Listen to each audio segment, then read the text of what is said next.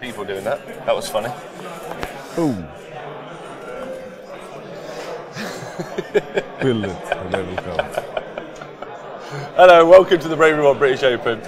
My name's Rob, I'm your host, the sound's working, and I'm joined by Mr. Jonathan Atland. Yes, How you are. You? I'm fairly decent actually. Yeah. No, I'm feeling fine. Pumped up for the game number four. Game number 4. So hello everyone, Default, James McPherson, me Smash, James tuning in all the way over from New Zealand. Oh, Joe Cryer there, over in America, Rintra, loads of people. Hi all, let us know where you're tuning in from. So we're here in Lincoln at the Engine Shed for day 2 of the Bravery One British Open, which is a 100-person Age of Sigmar match play event. Pretty big deal. It's the largest Age of Sigmar 2 match play event in the world at the minute. At the minute, it is. At the minute, absolutely. It is. And maybe for the next couple of weeks, or I don't know, maybe they're in America or Australia, might be some bigger. I don't think there are any over 100 planned in the UK for more than a month or two. So it's a big deal. Hi Moorhammer, hi Flaming Farmer, hi everyone. Thanks. Actually, a lot of people give me comments. Before I go on to talk about any... Oh no, hold on. I'm saying so many words. I'm just garbled because I'm excited to be here with my friend. That's what I'm excited about. Yeah, that's right. You keep touching. That's what under the desk, completely naked. That's what it all day, yesterday. So this is a big deal. It's important who wins it. This event has doubled since last year. I imagine it's going to double again next year. Yeah. Everyone's had a great time. I've got to say that the compare Johnny who's doing all the admin, they've done an amazing time. Absolutely. Head judge. Me? Done a great job. No complaints so far. No complaints so far, that's right. Our rulings have been very fair and square. Yeah, we've actually taken some foreign workers in to do the outside judging, so that's you. I'm not sure we will be able to do that next year, but we'll have to find out. You know, Sweden is neutral in all ways, right? So always. It's better than to have a Swede as a judge. Gitley, please stop Jonathan saying sloppity bile piper. Sloppity bile piper. Sloppity doopity doop. That's how it sounds, I think. So I got a lot of compliments yesterday on the bow tie. The bow tie is very nice. The bow tie. I wear the bow tie most importantly because when I was over in Las Vegas a couple of years ago for the LVO, the gentleman that streams the LVO, he only does it once a year, but whenever he does it, he wears a bow tie. And I thought, well, we need a tradition. So you want me next year to have a bow tie? Please, yes. What do you think? Yeah, I can manage that, man. Plus, people need to respect the hobby and be like, look at all these people, talented, artistic, creative, smart individuals. Let's get this. One might question, why is no one wearing a bow tie? No one else. But you sassy bastard.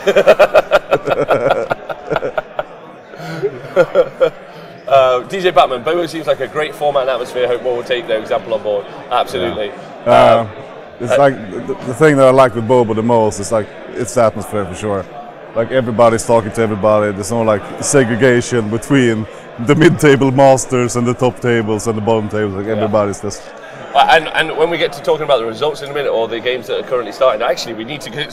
Sure, I haven't got any time for pre-app. Well, the guys are waiting to play. Yeah. So yes, we'll talk about that after. Yeah, man. Yeah? The atmosphere is amazing, and most importantly, the thing I like about it is it's an adult tournament. It is. I like that. So Luke's here with his dad, he's playing, but what's nice about it is it's a group of adults playing, being like honest, kind, fair with each other, not messing about, but looking to win a tournament or get drunk. Yeah. Yeah. Yeah. That's Warhammer all day long. Hi Moon Tyrannid, thanks for the standings. I will actually talk about the standings. So we're going to cut to the table because, and the guys can start playing if they fancy, because the two fellas who are playing, let me tell you, number one, this is 2 weapon skill 10 players. This is a big deal. One of them's famous, the other one's infamous. You've got Stuart Hodges against Pirate Pete himself. That's right. Infamous Pirate Pete. The infamous Pirate Pete. And there's some other really important things to say. Not only, is Pirate Pete infamous, he's taking Order Draconis. Order Draconis are on 3 wins. The other player we saw yesterday with Order Draconis, Adam Kunis, is on 3 wins. Yeah? I don't think Order Draconis, I actually said to, the reason we had Order Draconis on as the first game yesterday was I said to Adam Kunis, I was like, Adam, it's lovely. We're going to have water, please. We're going to we're going to have you on the bottom table, or not on the first game, because there's no way Order of Draconis are going to make it to the second day on 3 wins. I didn't say that. You didn't say that. I said it, and now I look like an idiot. Yeah. I seem to recall me saying, these lists are really good. Fast, flying, mobile heroes, right? Absolutely, and we're still seeing them, right? Yeah, it's unreal. Yeah, it's great. I think it's great. I'm glad to have a little mix-up. Right? But, amazing, thank you. But what's really important about this, really important, is that he's up against what I suppose, if we take the American results last year for the Midwest Meltdown, we take them, we see that Nagash, yeah, and this is what Stuart's rocking. He's rocking a Grand Host and Nagash list, and we will talk about the fact that Stuart really has improved over last year. He has. He's taken a Grand Host and Nagash list. So this is very much what I suppose, if you looked at only the results of America last year, you would think, right, it's all about Nagash armies, and it's all about them. Pete is coming off the back of having already beaten a Nagash army. Yeah, it's kind of nasty list as well. 90 skeletons in Nagash. I mean, it's a lot of bones to shoot through, right? And Pete did it semi-conscious, because that's how he plays. Yes. he was 9 pints in and beating the Nagash army with the Dragon Host. Yeah. I don't know what else to say about that, but it's like that, you know, the drunken kung fu. Yeah. That's Pete, but with Warhammer. The more he drinks, the better he becomes. So it's like when they tell you to when you fall out of a plane just to relax a lot. Yeah. So actually, that might be his downfall this morning, because he haven't got his drink on yet. Yes, the bar doesn't open until 11. So if Stuart plays smart and slow plays, Pete might not gain his power through the alcohol. So hi Frank, hi Joe. I know it's super early over there in America. The standings I can post on Twitter in a minute for you if you fancy. Funny story, I played Stuart last year. Yeah. Last year I was the spare player, stand player, just to make sure people had a good time, so I played a fairly non-competitive army. So at the bottom table, last table, at the last game, I played Stuart, and he had a clown car. The Carriage and Overlord clown car. Last edition's clown car. And I was like, Stuart, what are you doing here? Are you I can't say that word. So I called him out on Twitter afterwards, saying he was bad at the game. And look at him now, 3 wins. So mission accomplished. Bully someone into getting better at Warhammer. Bullied him over the... Now, what's important is, so we're already straight into the first turn. At the Bravery One British Open, you have to roll off to see who goes first, and the roll off was won by Pete. Pete decided to go first, which is a big deal. Now, if you're looking, we'll quickly batter through the lists. Pete's running 3 Dragon Lords, and to talk about which ones they are specifically, the one on the far left is rocking a Quicksilver Potion. The one in the centre is actually an ally, who is the Archmage Dragon, and that is the Dark Elf Dragon. So not in the centre, sorry, at the back of the board, on the right, near the dice bag. The one that's now straight in the centre is got the Doppelganger Cloak. There he is, so the one that's moved to the left-hand side bottom has got the Doppelganger Cloak, and then the General is on the far right at the top right-hand side of the back of the board. Yeah, so 4 dragons, so it's Quicksilver Potion on the left, just moved over, then it's Doppelganger Cloak, then you got a Dark Elf Archmage right there, and then on the far right-hand side is his General. And then he's got 5 units of Dragon Blades, he's taken the Dragon Host, and he is from the Realm of Shadows, and he's also from the city of Hallow Heart. There we go, so he's got a +1 to Dispel, and he's also got 4 endless spells. He's got Maelstrom, which I imagine is an anti-Nagash spell. Yeah. Palisades, Geminids, and Shackles. Yeah. Maelstrom being an anti-Nagash spell, I don't know if that's necessarily true, because Nagash can obviously cast and dispel 5 spells. Yes. So in his turn, he can use one of those casts and just dispel then the spell. Might take some damage, but hey. Should we quickly look at Stuart's list as well? Yes, please. So he has Nagash, obviously, and he has 3 spells: Overwhelming Dread, Wild Transference, and Amaranth Orb. He also had a Vampire Lord on the Zombie Dragon, who has the Ethereal Amulet, so he's immune to Ren. Great on Vampire Lord. Very good. Also has the Pinions, so the Amethystine Pinions. So for you've nailed that. I don't think I've ever said that right. Me either. So And with this what a way to do it! Like, yeah, what a way, live on the telly. And then he has a Necromancer with Soul Harvest.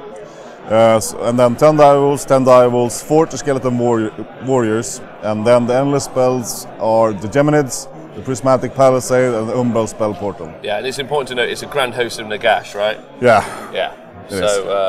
This is, and there we go, the first turn. We're already seeing shooting coming from.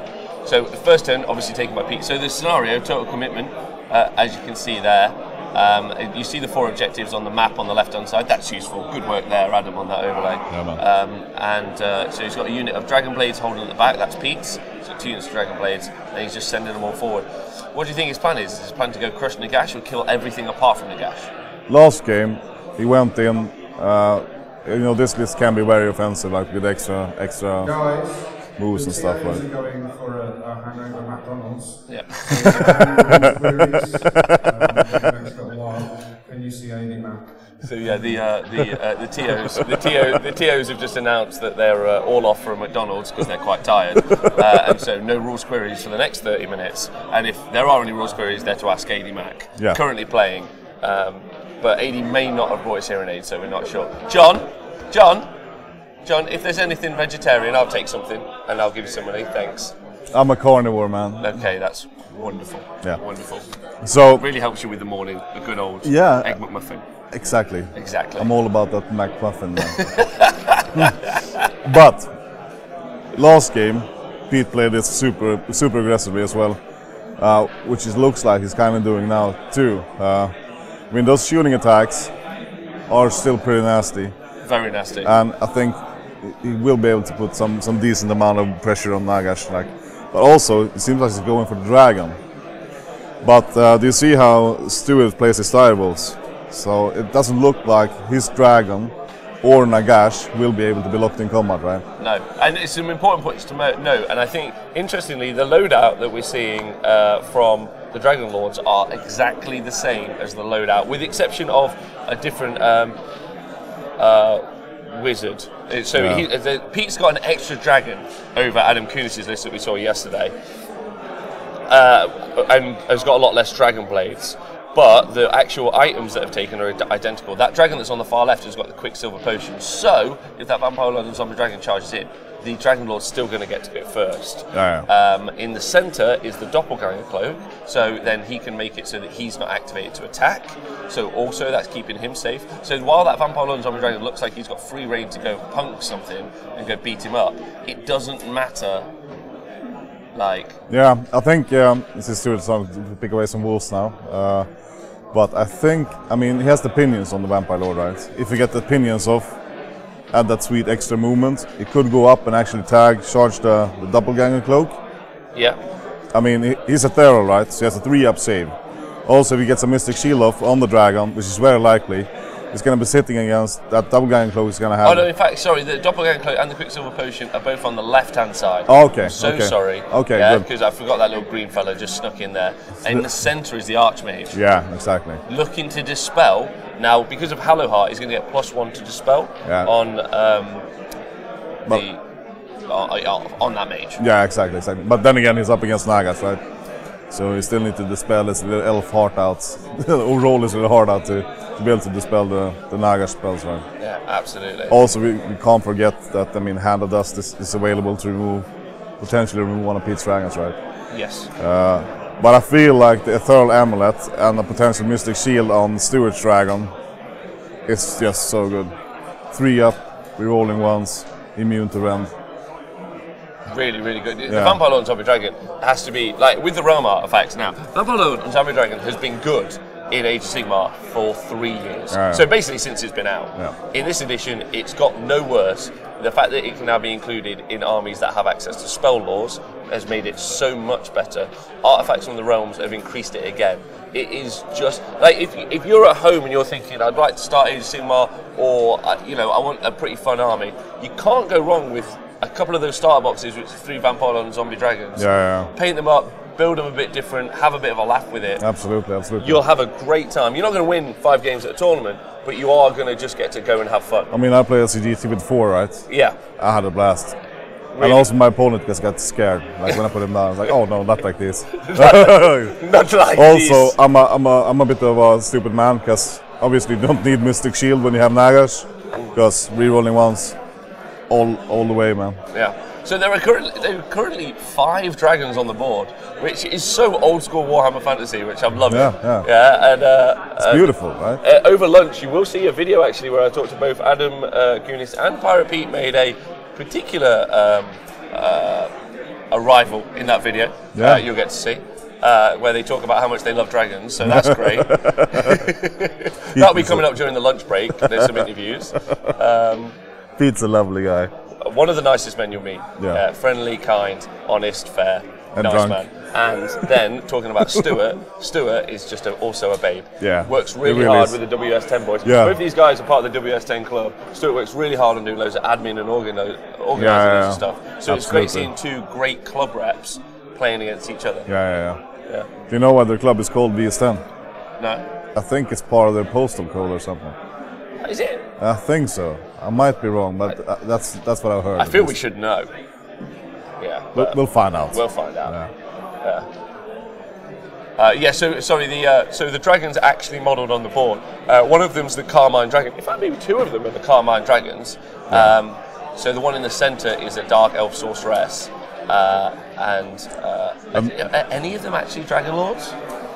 I think we have one up in the right corner. Sure, I'm gonna have a quick check and then get an update from the table. Yeah. I'll keep talking, John. So we'll go over and have a look, because inquiring minds want to know. So actually, all of the dragons. No, 2 of them are Carmine Dragons. That's a Carmine. That's a converted Warfire as well. Carmine Dragon here, John. Everyone. That's a converted Warfire Dragon. Warfire Dragon. That's a Dark Elf. That's the Dark Elf, and then that's the original High Elf. Look, people are just very interested. Thanks very much.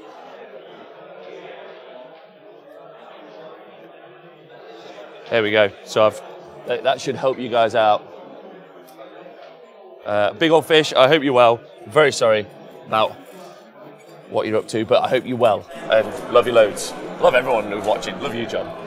Also, love Warhammer loads, because some dragons are about to kick the fuck out of some other dragons. And literally, I really get it in my head. I picture it and I get excited. I picture dragons battling in the sky and the dice rolls deciding claw rakes and bites. And I don't do it in like a narrative way, like, oh yeah, that would be pretty. I'm like, no, fucking bite his throat out. I'm so excited. It is no fair dragons, right? It's the brutal ones. It's evocative. Like I've been reading like fantasy literature since I was a child. Yeah. So for me, seeing even in this kind of like static format to come to life is just wonderful.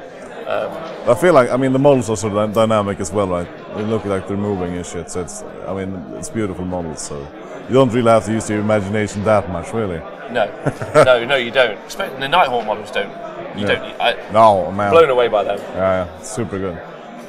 Hi, Chris Frostrin. So, he charged the direwolf screen, did he? He charged the direwolf screen, and they're dead. Yeah. However, you've seen spells being cast now in the.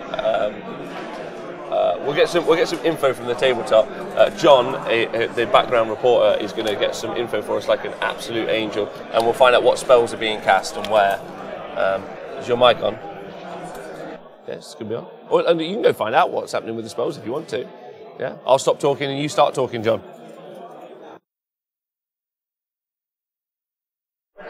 Yeah, man. Let's go and see. This is the magic phase, boys. So I'm on hero phase. Yeah. I failed hand of dust onto the. Oh no. Oh no. No, You're smiling, Pete. Why are you smiling? So just trying to bring it down with more wounds really at the moment. So. Yeah. Let's see. It's tense. Yeah, it's a lot of choice. There's so many spells to cast, right? He doesn't know where to go, where to start. I've got the maelstrom that keeps rolling really high, rolling 11, which means 14, so I can't. Yeah, man. Double 6. I'm trying to save my dispels for the wizard. Yeah. I'll do Geminids as well. Yeah, so I've got the pass that to 4. This pass plus oil. You can't do 2 ended spells. That's right, isn't it?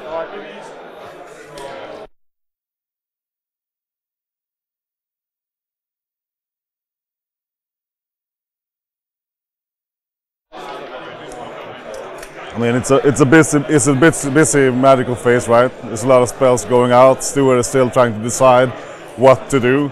He's looking at the Geminids to see if that's the right decision.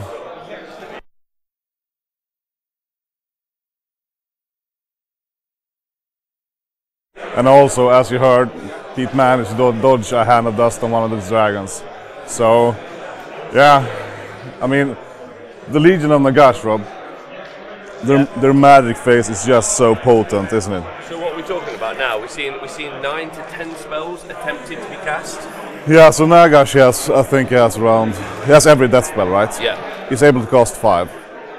Dragon is a level. Cast 2. Don't cast 2 spells? The dragon, yeah. Yeah, so that's 7. And then is there Necromancer. So yeah, 8 spells. Yeah. 8 spells being cast currently. And also he's got Prismatic Palisades, Umbral Spell Portal, and the Geminids. Have you seen any of them go down? So the Geminids might go down.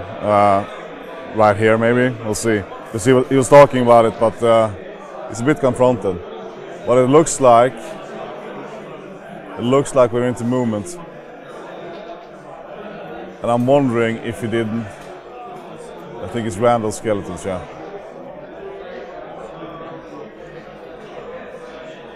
I'm guessing he's going for the offense on the right side here.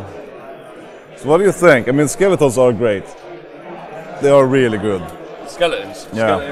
Skeletons are the dark power of Age of Sigmar, because you do say to yourself, how to keep Nagash safe, although you don't need to keep him super safe, like because he is a beat stick all on his own. But what I mean is you don't want him to be able to be charged by 4 dragons, right?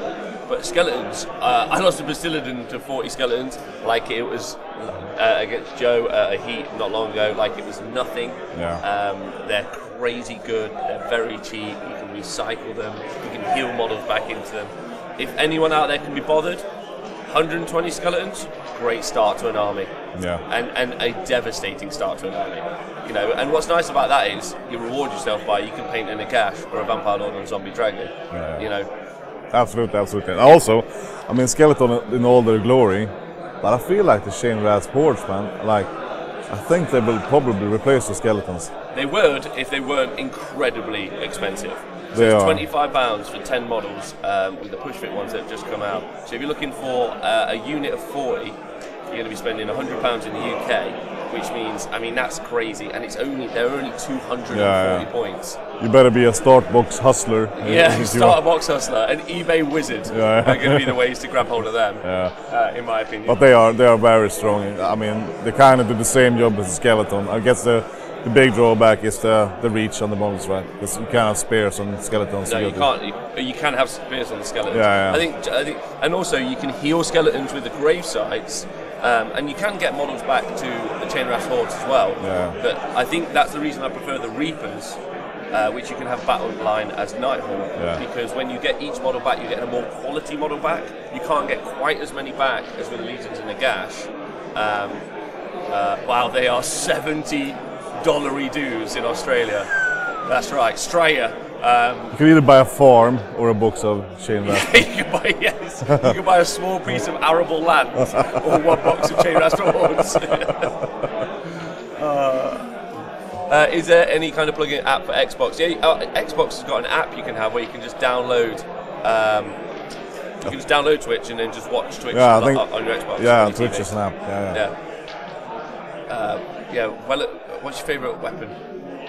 On the Skellies, I feel I had to say Spears, because there's so many ways you can buff the, especially if you could take with Nagash, you get reroll 1s, you get +1 to hit, so you're down to 4 rerolling 1s, and you have a gazillion attacks. Obviously, swords is more quality, but I feel that the quantity is the quality in the Skeleton unit. So, Lord Commander Rift, I recognise that voice. You recognise Jonathan Etland's voice from across the airwaves? Oh man. Yes, so Stuart's done something really cool. He's printed out all of his spells on cards and put them on the board there, which I think is ace. Really good for keeping track as well. Absolutely, and for your opponent as well. To know he's turned up the ones he haven't. He turned the ones he used upside down, right? Yeah, and that's clearly someone really trying to make the game better for their opponents. So big shout out there, Stuart. Absolutely. So in the first turn, So this is, if you guys have just... Is that a 1 in 36? Peter scored 5 points in the first turn. We're into the first turn for the Grand Host Nagash. Yeah. This is an Order Draconis army of 2 that are currently on 3 wins at this tournament of 100 players, and some of the best players in the UK and arguably the world are in this venue. You've got Tony Moore, he's on 3 wins. You've got Jack Armstrong, he's also in 3 wins. You've got Nigel Bartlett, what a hero and a badass, over there on 3 wins, playing on table 3. Fantastic. Rumor is that he's killed every monster in the game now. Yeah, oh no, that's Ian Spink. Oh, sorry. So he's on table 2. He's also on 3 wins, as is Gary Percival, who he's playing, is on 3 wins. So you've got 2 Bone Splitters armies on tables 2 and 3. Table 2 and 1 technically. You've got a Stormcast army up on table 1. You've got a Daughters of Cain army.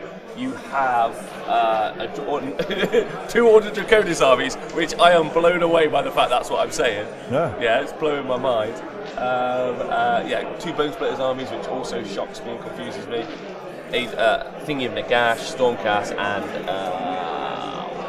Idoneth. That's what we're at. I mean, we're at the stage of Wild West AOS 2, right? Yeah. The meta haven't really settled yet. People are trying new shit. But I feel like still, from my point of view, I don't think the game has been as good as it is now at any point. Yeah. Feels like almost all the factions can compete, apart from the Fire Belly, I guess. Yeah, absolutely. What's really interesting, Lord Commander Riff, sorry that we can't get you any better shots than this. We're not a multinational company, just us fellas, but hopefully this is good enough for you. There will be, over the break, there will be loads of interviews with people as well, and our roving reporter Adam should be bringing you some information sometime soon, wherever he is in the tabletop. So I hope that's good enough for you. So do you think Pete's Green Dragon will survive the charge from the Vampire Lord? Do I think Pete's Dragon will survive the charge from the Vampire Lord? Because he's down in the bottom corner there to the left side. The Vampire Lord has gone in again. So that is the dragon. The Green Dragon is the dragon with the Quicksilver Potion. Yeah. So definitely, because that Dragon Lord will get to strike first. Yeah, but immune to rend, 3-up save, rerolling once. So should we look at the stats of the Dragon Lord and why maybe Order Draconis are a top tier army? This confuses me. It's great. I'm confused. So if you've got the Enchanted Shield, you can reroll failed save rolls for a Dragon Lord carrying an Enchanted Shield. So these guys are rocking 4-up rerollable saves. Pretty certain? Yeah, 4 with 14 wounds. You add 1 to the wound and damage rolls of a Dragonlance, so everyone's taking lances with shields. And the lance is 3 attacks, 3s to hit, 3s to wound, rend of 1 doing 2 damage. So we're doing 3 damage on the charge. Yeah, which is crazy good. That rend of 1 won't help, but that's why we've seen Adam taking the blade that gives rend 3 from the Realm of Shadows in the other Order of the Draconis army. Really good. And then command abilities, if the Dragon Lord uses ability, then your next hero phase, you can reroll failed hit rolls for Order Draconis units within 10 inches. So 1 command point means that all those other dragons nearby are going to be able to reroll charges, or they can play them, pay 2 points and have 2 different dragons on different sides of the board rerolling all their to hits. Yeah. Brilliant. Super good. I mean, it's as I mentioned many times, like rerolling charge is one of the strongest command abilities that you can have, which everybody has now. But to have that in like a area of effect bubble is superb. It's superb. Really, really good. And I also forgot to mention the dragon that he rides in on. Yeah, Dragon Claws has got it starts with 6 attacks, 4s, 3s, rend of 1 doing 2 damage, and then the Jaws is 4 attacks, 2s, -2 doing d6 damage. Honestly, this is actually, now we're reading it out, no wonder this is a fun army. This is 4 dragons just going in. Smash. Go and smash. This is, I got to shout out Pete, and I got to shout out Adam. I've got to shout out, Adam Kunis, because you've shown me something really cool. Hypnocracken, hi, welcome to the show. Well, I mean, so have we seen priority be rolled for? Because I'm seeing Pete move. So priority's been rolled for, Pete's moving, so Pete's clearly won the priority and is taking it. Which means Stuart has not killed. I'm going to get an update from the table while we get some information from our in-the-field reporter Adam, who's going to make sure his mic's turned on. So his mic's going to be turned on. Absolutely. Perfect. He's going to be Adam's job. He walks around the room, finds out all the cool gossip and stories that have been happening over the weekend, gives you some reports, and he's going to be here now talking to you. Thanks very much.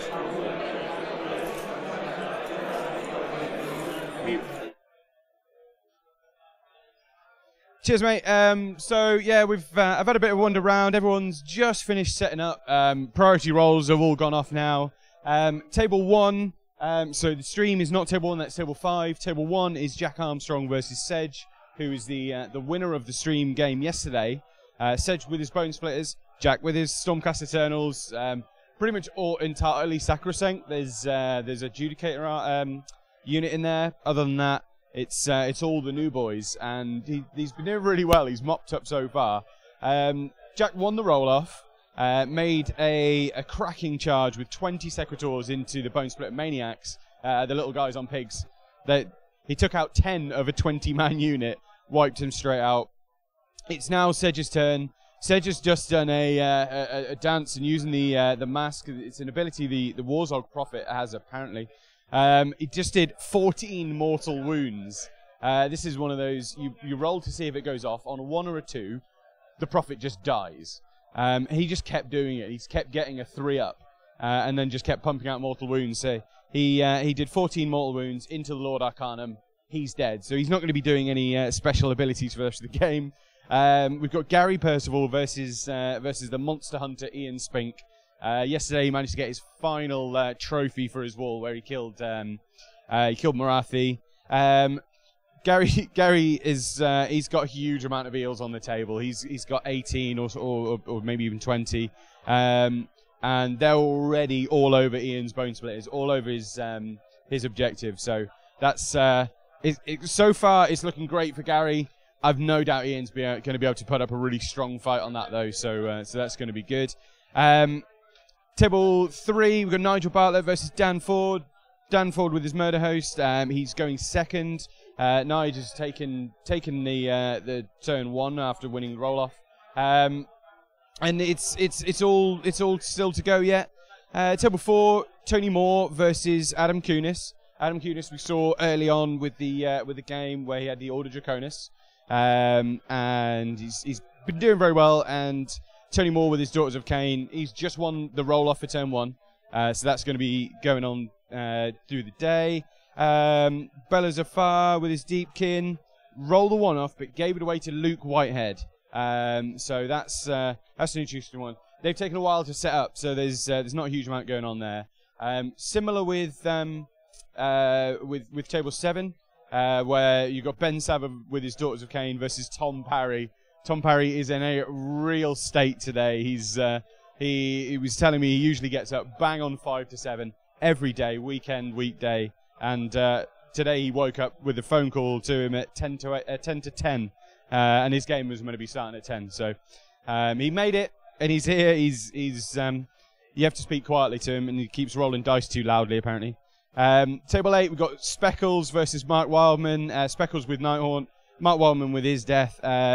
Speckles won the roll-off, but gave it away to Mark. So they've also just done the roll-off. Andy Hughes with the Dreadwood Wargrove versus Craig Carlton with his Zinch. Andy won turn 1, and he's already got Alariel all the way up into Craig's angles. It's already looking like a cracking battle.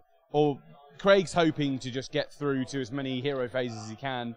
The magic phase for his Zinch is exactly where it's all poised, so hopefully he can just shoot Alariel and all the rest of the Wargrove off the board. And then on table 10 we have Rich Arnold with his Fire Slayers versus Steve Curtis with Legions of Nagash. Legions of Nagash cast something called Pinions and sent this big flappy guy that's got a dead guy on top all the way up the board. Looks great. I asked the question of what it is, but they're all a bit hungover to tell me what the units are actually called. So yeah, he's all over. So sorry, Steve is all over Rich's objective in one corner. Controls 3 out of the 4 objectives currently. So it's looking strong. Really strong turn 1 for Steve. Rich is just taking it over, and he's got a huge amount of potential for board control with his Fire Slayers. So, and with that, I'm going to hand back to Rob and Jonathan, and they're going to pick up on the stream for you. Welcome back to the table. I probably am being a bit keen with my voice there, but yeah, welcome back to the table. And John, we've learned some amazing things from the table. Pete's won the priority, so it's Order Draconis versus Grand Host Nagash. Pete's roll priority. Oh my God, what has happened there? I set fire to rain, watch it burn. So apparently dragons can breathe fire. Yeah, dragons can breathe fire. So the dragons have got an ability called Dragon Fire. A dragon can unleash a blast of dragon fire in your shooting phase. It's not a shooting attack, and that's really important. It's an ability, so you can run and do it. When it does so, pick a visible unit of 12 inches, roll dice, and 1 or 2, it suffers 1 mortal wound, 3 or 4 D3 mortal wounds, and 5 or 6 D6 mortal wounds. The Vampire Lord and Zombie Dragon, the turn before, took 8 mortal wounds. Inside the mountains, I see fire. Yeah, so the Vampire Lord Zombie Dragon has died to mortal wounds. So that's just gone. That's just gone. Yeah, I walked up to the table and I was like, "What's Stewart? Why have you taken 8 wounds? You have a 3-up save, rolling ones, you dread." And he was like, "Fire, fire." Which is just absolutely epic. Then the doppelganger cloak was used.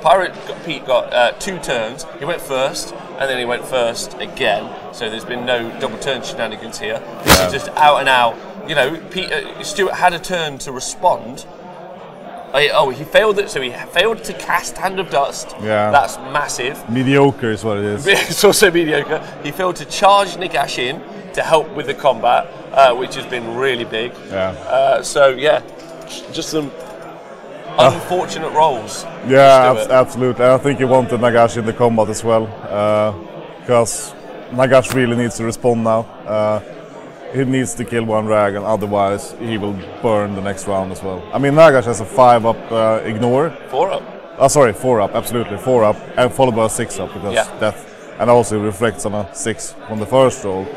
But still, I mean, he will go down sooner or later to that dragonfly. He absolutely will go down and take a kick in. But then the dragon that was in the top right-hand corner, so that's the dragon that's these are all dragon lords, by the way, from Order Draconis. Yeah. So if you want to search for it in the Sigmar app, so you know what we're talking about. The lists can't be found because the way they've been given in is on bits of paper. So I'm sorry about that, but we probably can post all the lists up on the Honest Wargamer Twitter later. I repeat, Targaryen. But we actually, do you know what we could do? Is we'll put a link up to the lists because we'll get John to take a photo and he can put it in our Discord. Yeah. John, could you take a photo of these lists, please, and put it in the Discord, then put it in the chat for people? Yeah. Thank you so much. John doing wonderful work behind the scenes there. As Adam, our infield reporter, hope you guys are enjoying that. Also, I mean, obviously these guys play a lot of games. Look at the speed that Pete is playing. Yeah. It's like bam, bam, kazam. I know what I'm doing. I'm just going to roll my dice. It's so fast. They're already in the combat phase, I think. Yes, they're already in the combat phase. Yeah, fast magic. Pete and Stuart play a lot of Warhammer and they play fast. And what's most important, they play fair. Yeah. They want to finish 5 rounds. There's an hour and 51 left on the clock. They're already in turn 2. Yeah. And they started a bit late as well because of... We asked them to start a little bit late. Yeah. Because the TOs had to go off and get themselves a McDonald's. Yeah. As you do as a TO. As you do as a... TOs are working hard. TOs, unsung heroes around the world. They're not that unsung. They always get a round of applause at the end of an event, don't they? Yeah, but well done, TOs. Thank you very much, John. So again, 5 points scored for Pirate Pete there. So he's rocking 10. His objectives at the back of the board in total commitment are worth 1. However, the 2 objectives in Stuart's army are worth 3 for Pete, and then vice versa. Yeah, so he scored his own and scored one on Stuart. So, I mean, as I said, Stuart needs to get to work, and Nagash, I don't know, it's not like, it would be a big bonus for Stuart, obviously, if he managed to handle Dust one of the dragons off. Yeah. And, I mean, Hand of Dust is such a fun minigame. It's like those mini games on the side are so great. Why? You're doing this on purpose, aren't you? You're doing this on purpose. Some of you may or may not be aware that I'm a big fan of the Starseer from the Seraphon range. And unfortunately,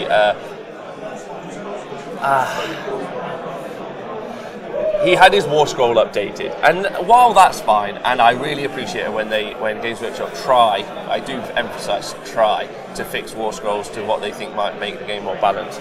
The Starseer did nothing wrong. He was fine. He was a happy little fellow, yeah. And this is really important. They've dicked him over, and I don't like it, and I'm not happy. And John's trying to trigger me, and I'm keeping it together. And I succeeded. Yeah, I'm keeping it together. Nice vein you got there in the. Why would they do it to him though? It means he's such a good little dude. He's one sking. 200. He's 200 points now. In the in the lunch break, you will see some of the players I recorded last night and did an interview with. So you may well potentially hear some other opinions on the Starseer coming from some people who are being less PC than me right now. Yeah. Yeah.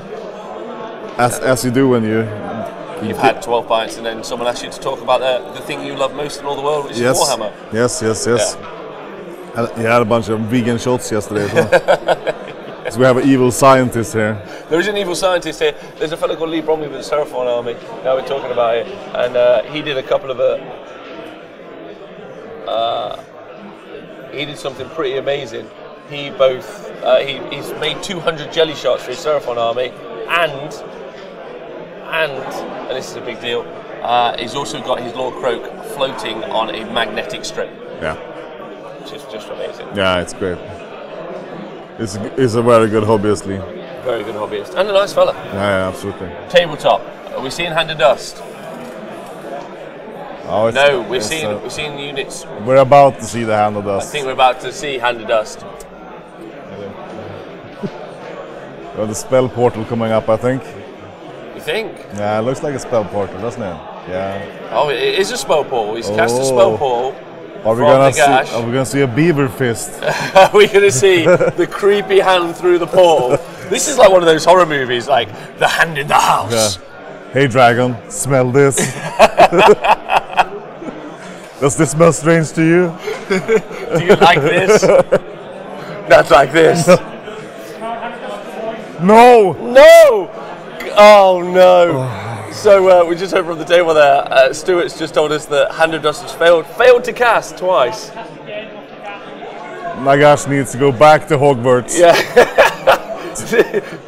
Nagash needs to join Slytherin again. Yeah, his Avada Kedavra apparently is not up to the current standard. Wow. It's not up to the dragon slaying standard. And Hand of Dust, for you guys out there may not know, is a spell that Nagash has. You cast it on an enemy model, a single model, and then your opponent play a really fun mini game. Let's not talk about it, Jonathan, where you hold a dice in one hand, and then your opponent has to guess which one it's in. If they guess the right one, then that model is dead. Yeah. So, have you ever played the game? I have. Have you ever been Nagash? No, I've never been Nagashed. Have you been Nagashed? Yeah, and I have a trick. What is it? So when I take the one, you have one dice in your one hand, right? Yeah. And you have no dice in the other hand. And if you pick the hand with the dice, they survive. Yeah. So what I tend to do, I put one dice in one hand, then the other hand, I squeeze it very hard so my knuckles go white. And so they think it's in the one. Yeah.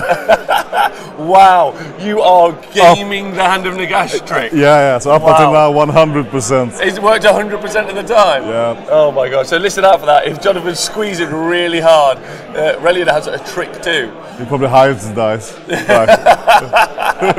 Little do people know that Relian's actually a street wizard. David Blaine, the Warhammer. So Hand of Nagash failing is big because he's going to have to go fight those dragons individually. I mean, Nagash can kill them. Absolutely, he can kill them. Yeah. But if he handed us in one and killed the other, that would be a lot more efficient. And he's had 2 turns to try and do it. Yeah, he needs to clear his, and I think in turn 3 he needs to go and... Thank you. So just cast Overwhelming Dread has just been cast by Nagash, and that makes you -1 to hit, and I think -1 Bravery. Yeah. If I check, which makes sense if you're suffering from Overwhelming Dread. Yeah. Yeah. I bumped a knuckle to make it look like a die moved my finger and then put it in the opposite hand. Wow.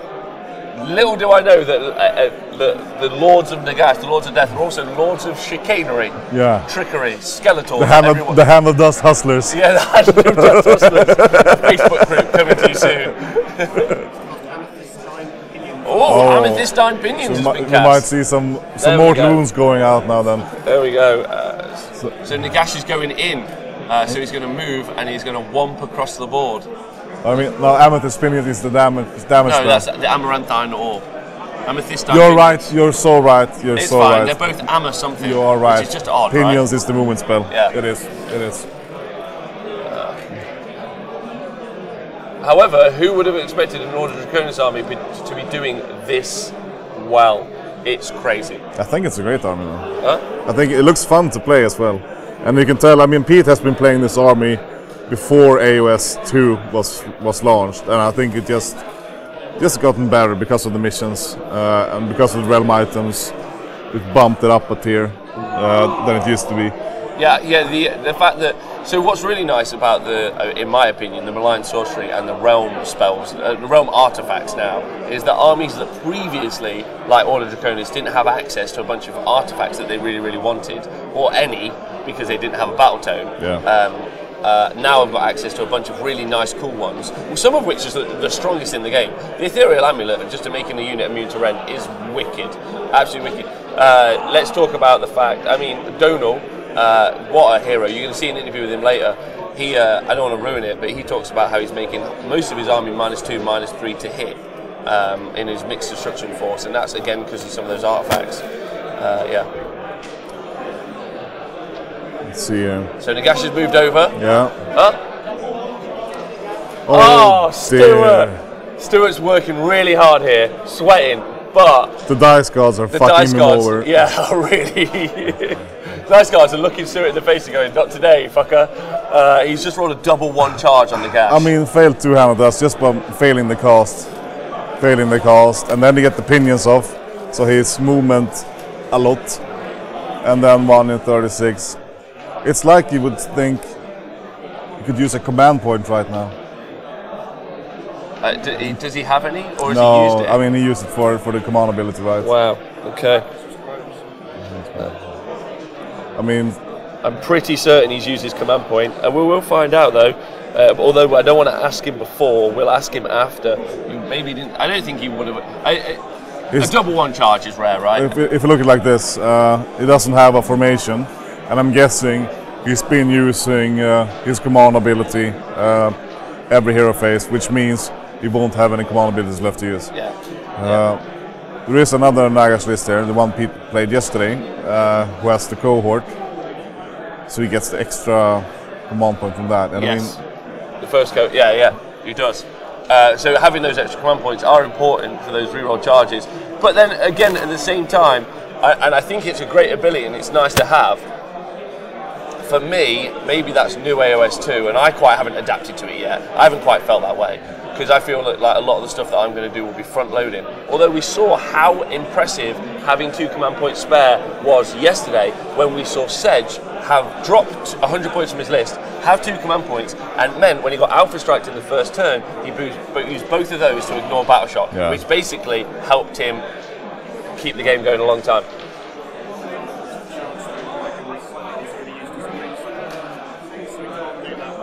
Fantastic. So so we've seen the direwolves have charged into the dragon. So hopefully they'll do it.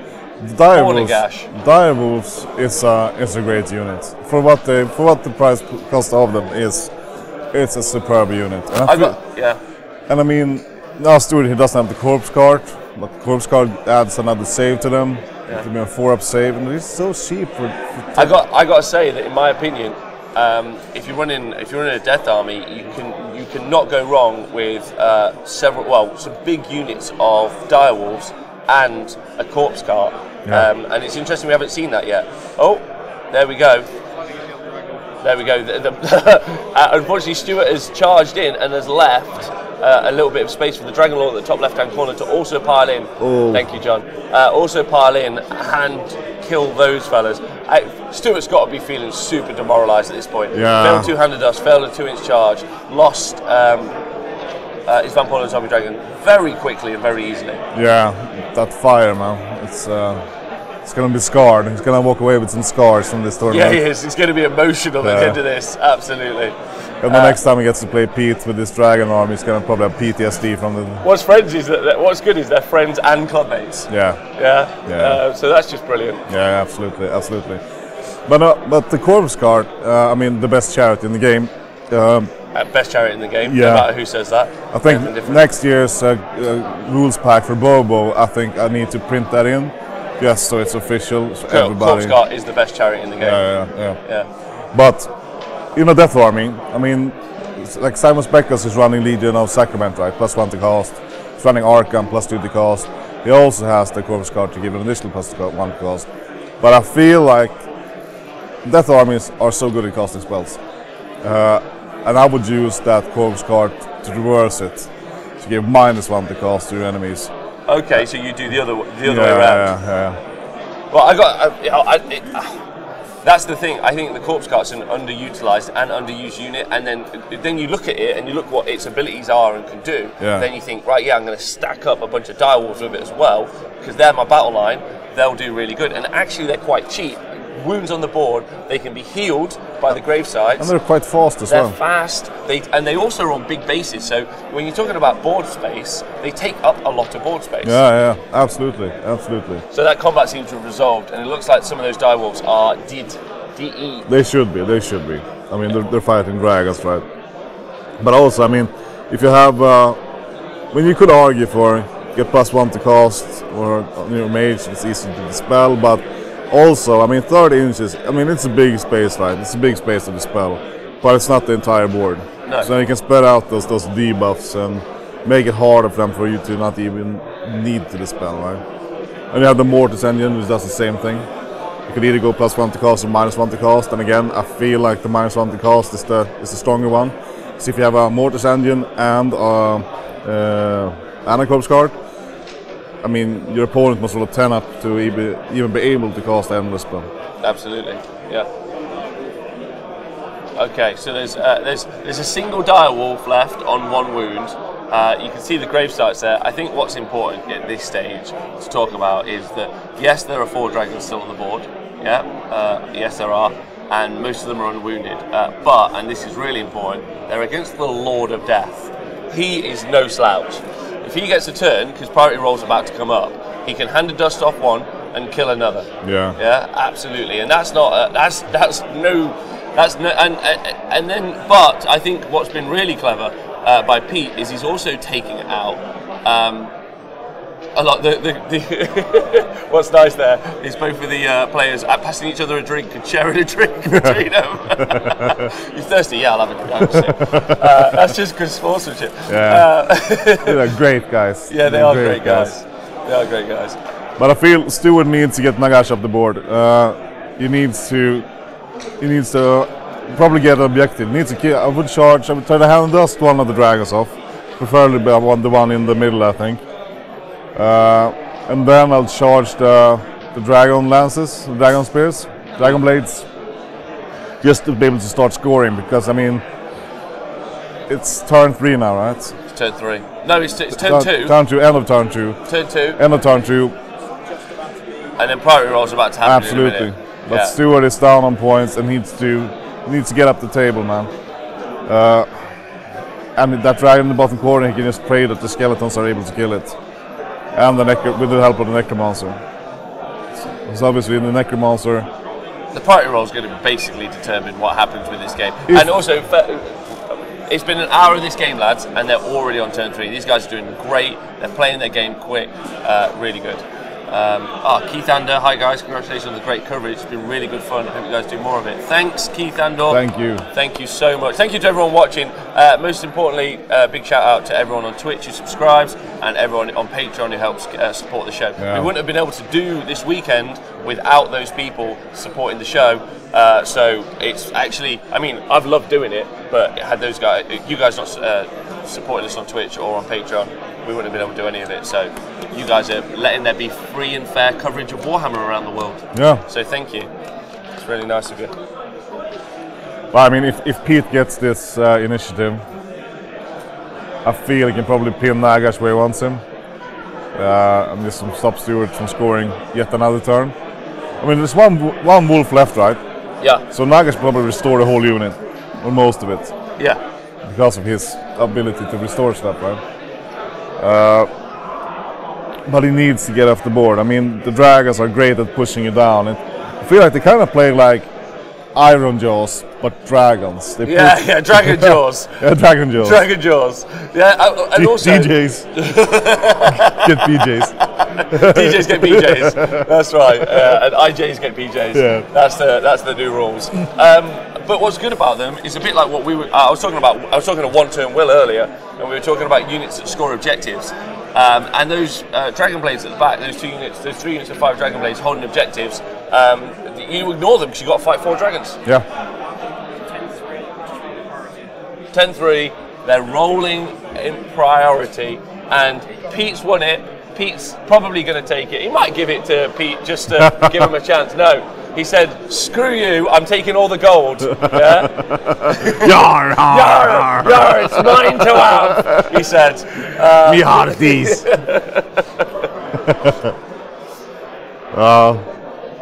I got to tell you. So you're looking at least 2 mortal wounds coming from the dragons from shooting, and then 3 mortal wounds from the dragons shooting. If I were Pete, I think I would just focus on cleaning up that wolf, so that unit will never get back.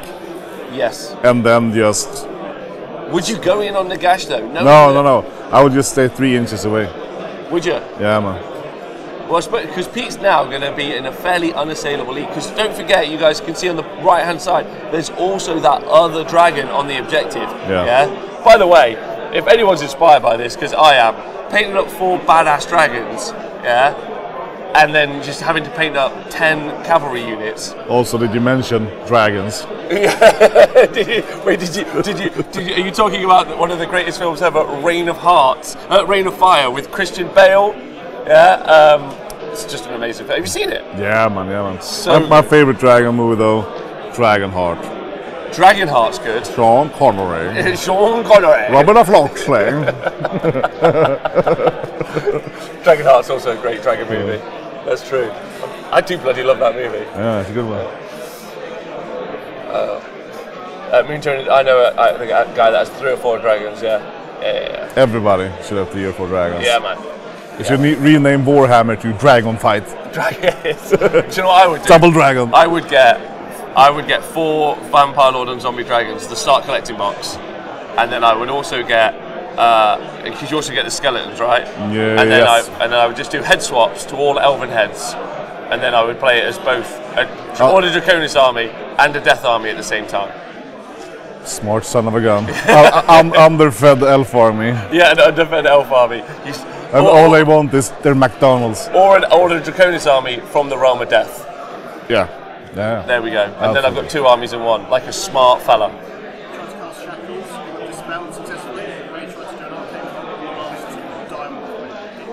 Oh, okay. So Arcane Bolt and Shackles attempted to be cast, both failed to be cast there. I mean, Nagash is just going to stop you doing spells all day long. Yeah, but apparently he's going to stop himself as well, right?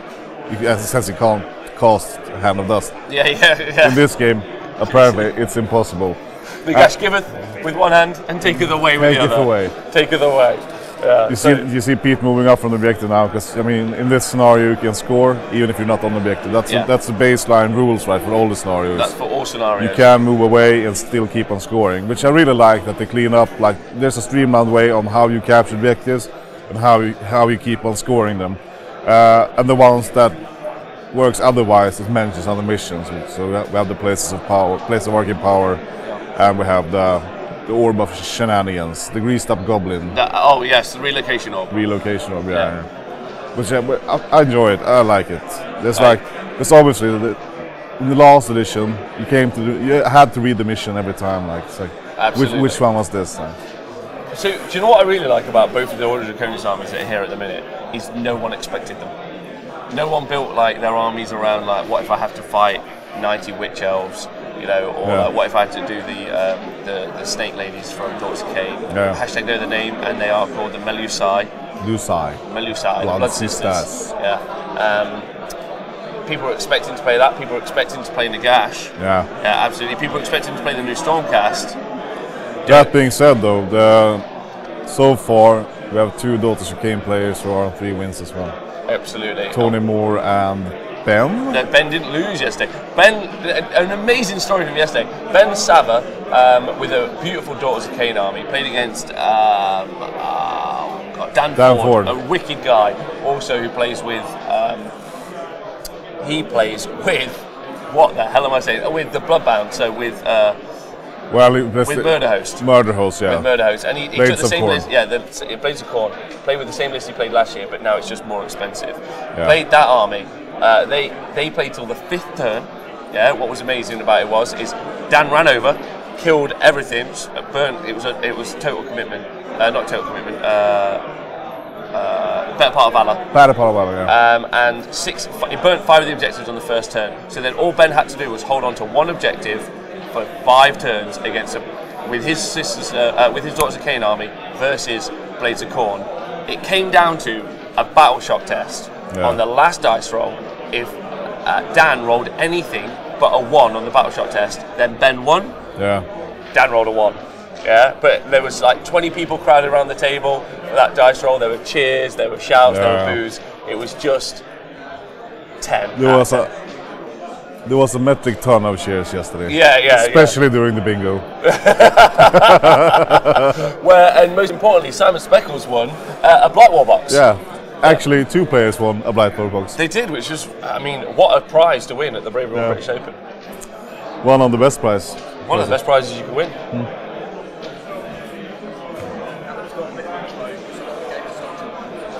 Yep. So carry on that until Adam. Yeah. Yes. 100%. Yeah. Good man. So the game on the tabletop's being finished. Adam, our infield reporter, says a lot of the games are winding up already, which is great news. Yeah. So we'll be able to, you'll be able to see some of the interviews from yesterday later. So he'll be there, but with this game I think it's probably got 20-30 minutes left in it because the guys are playing for victory points, because now, and this is important, Pete is going to be on 4 wins, Pirate Pete, yeah?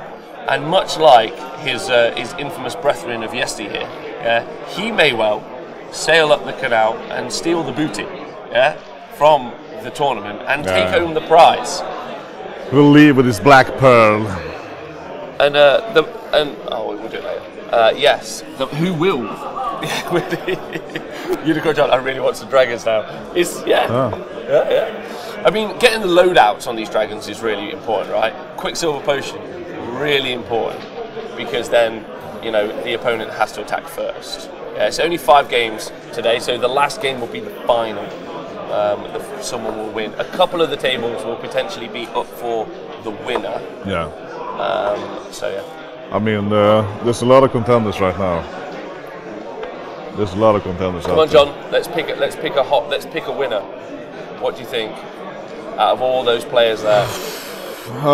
It's a hard one. I mean, obviously Gary borrowed some of my stuff, so I would like to see my stuff win the tournament. Yeah. So Gary Percival borrowed your eels that you played. Morning, Rob Ellis. And also, but I know that. I mean, Gary, mom spaghetti, palms are sweaty. Knees weak. Always the bride. Yeah. Always the bridesmaid, never the bride. Yeah, exactly. Got a lot of 2nd and 3rd place trophies. Yeah.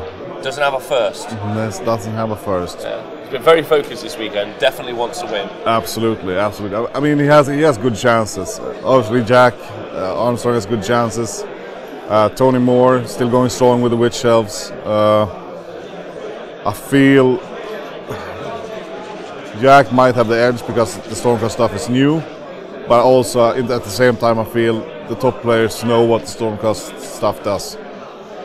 I'm rooting for, well, obviously, after this game, I'm rooting for Pirate Pete. Since my Swedish candidate is no longer up for... Jonas, no chance. No, Pete took him off. Yeah, he did. He killed his Nagash. By the way, America, I hope you're listening. That's 2 Nagash armies that have lost to Order Draconis now. Yeah. But I don't know. I'd say I'm sticking with Tony. I think Tony can. Tony? Yeah. Tony. The only thing I've got to say about Tony is Tony doesn't seem to have racked up a lot of kill points. No. He's been using his witch elves to hold objectives, I think. Yeah. But we'll see. And he's currently against the other Order Draconis player. Yep. So we'll see. Yes. Who thought we'd be in the dragon meta, gentlemen? Did anyone expect this? It's a good thing to say, right? Yeah, dragon meta. Yeah. Because dragons are supposed to be filled. It's like they're dragons, man. Dragons. They were really naff like before, and that felt terrible. So let's see how this goes. So Nagash is still alive, but he's been harassed by, let's say it out loud, 3 dragons. Is what he's been harassed by. Oh, there's a handshake. Oh, and a cuddle. There we go. That's really good. I mean, if I would have get the chance to touch Pete's head, I would. Yeah. All right, so they've shook hands on the win, which I think is great. Yeah. So Pete's definitely won it. Look, 18 points already racked up, but they're going to play on for kill points. Is the plan? Yeah. See, thank you so much, Superstar John. There updating the overlay so you can see. We're going to keep talking for a while. Yeah, I mean, 1.20 minutes, 1 hour 23 minutes left. I mean, Pete knows his army in and out. Stuart knows his army inside and out, and I think that's really important when you go to events. Yes, super important to know what your army does and how it works. Exactly. And was anyone expecting Nagash to just fail like this? I mean, but then Stuart, it was dice rolls, right? Yeah. And Nagash failing twice. It's okay, the guy passing it, but just failing to cast it to even have the chance. Absolutely. Failing a double 1 charge.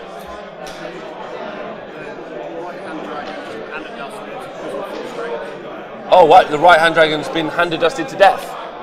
Wow. Finally. Yeah, well, that shows you what could have happened 2 turns ago. Yeah. No, actually, Stuart's turn 1, it could have happened. Well, yeah. So it's only his turn 3 now. Oh, yeah, you're right. And I suck at math.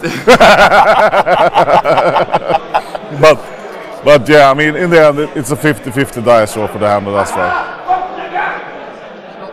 Oh, he's not dead. He's not dead. He passed the hand of dust. Okay, perfect. I need to learn Stuart some tricks with the hand of dust. Hobgoblin, Dragon Blades, out of stock online. Is that as of today? That might be as of today.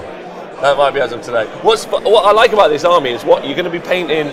If we're taking Pete's army over Adam Kunz's army, you're painting 15 Dragon Blades, which isn't a lot if you're playing Age of Sigmar, and you're painting 4 dragons, and you're done. Problema este nada. Yeah, that's just a wicked weekend, and it's a great army that you put in a small box, you crack it out, you play a few fun games, you get into a tournament, you put it back in a box, no questions asked. Yeah. It's good. And Pete's got an Archmage on Dragon, and he's got 4 endless spells, so you can ally in other things if you think you need them. You can ally in some Stormcast Ballistas, you can ally in some a Lord Celestant Prime, there's a bunch of stuff you can ally in, just to have a laugh with. I think Pete just stole Stuart's drink. Huh? I think Pete just stole Stuart's drink. This is mine now. Like he's just stole his victory. Come and get it. Dun, dun, dun, dun, dun, dun, dun, dun, if it looks like Pete's going to win the tournament, we have to queue that up over the Yes. Absolutely. Perfect, thank you. So Vile Transference has been casting that middle dragon as well. No. So he did captain. There you go. There goes the general. But it's too late. It's too late. Yeah. No, the general's on the right hand side. Oh! No, the general's safe. He's healed Nagash up 2 wounds. The Dragonfire has to be something that's also talked about as well. Nagash. I mean, it's great for sniping 5-wound characters because it's not a shooting attack, so obviously it doesn't suffer from any minuses to hit. It's a Thunder Tusk we're talking about. It's a Thunder Tusk, yeah. But there are 4 Thunder Tusks. And they're flying. So you Sylvaneth players are not safe. Not safe at all.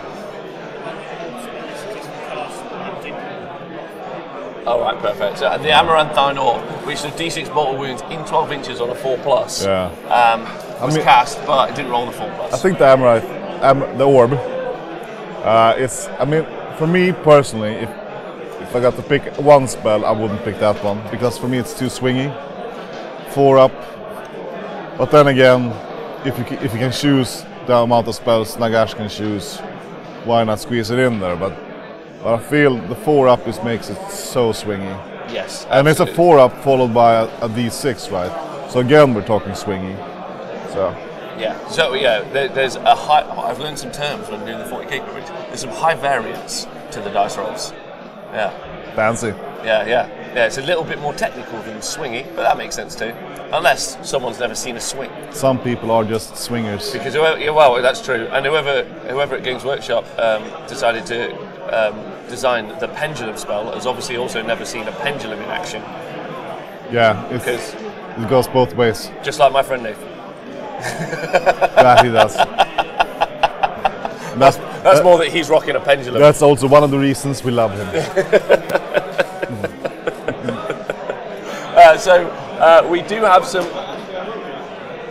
We do have some infield reporter now. Yeah. So one of the best players in the world at Age of Sigmar. He doesn't look very good, but he's pretty good at Warhammer. Jack Armstrong has just played against Robert Sedge when he was on the telly yesterday, and we're going to hear some information live from Adam now. Revenge, South Coast. Oh, well. Still bitter.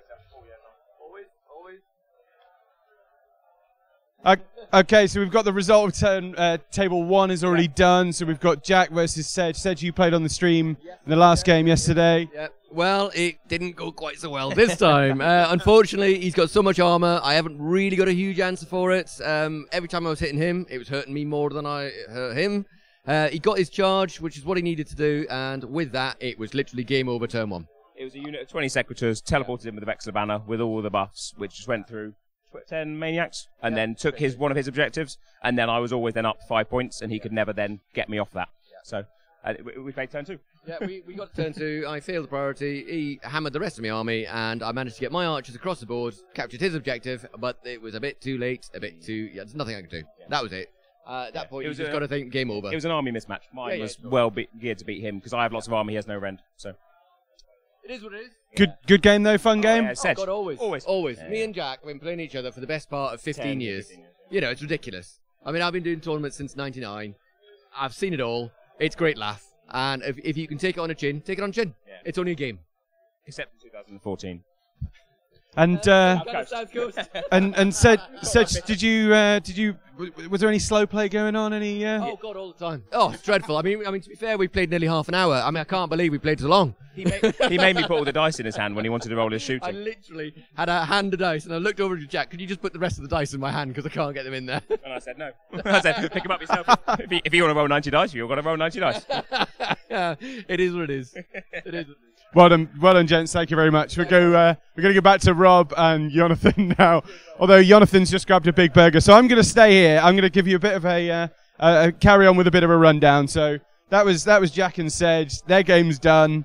Great sports. Sedge, I was keeping an eye on the speed of play, and Sedge was definitely doing well. Table 2, Gary Percival with his Deepkin, absolutely dominating that board. His eels have completely done their job. Ian's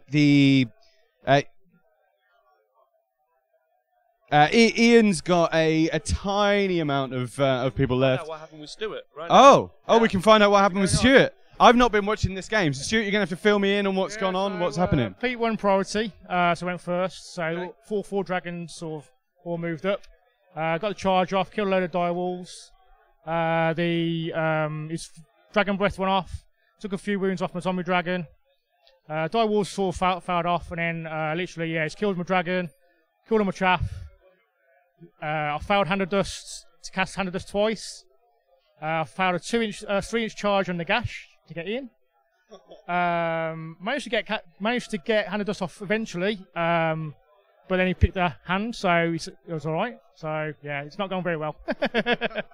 Oh well, that's a shame. But you move on to another game now. Game 5 now. So I'm at the moment I'm 2 major wins, minor win, and then obviously a major loss now. So I'm doing a bit lot better than last year, which I was bottom table going into game 5. So wow. So you've finished on. So this was table 5, right? 5. This was so a lot better.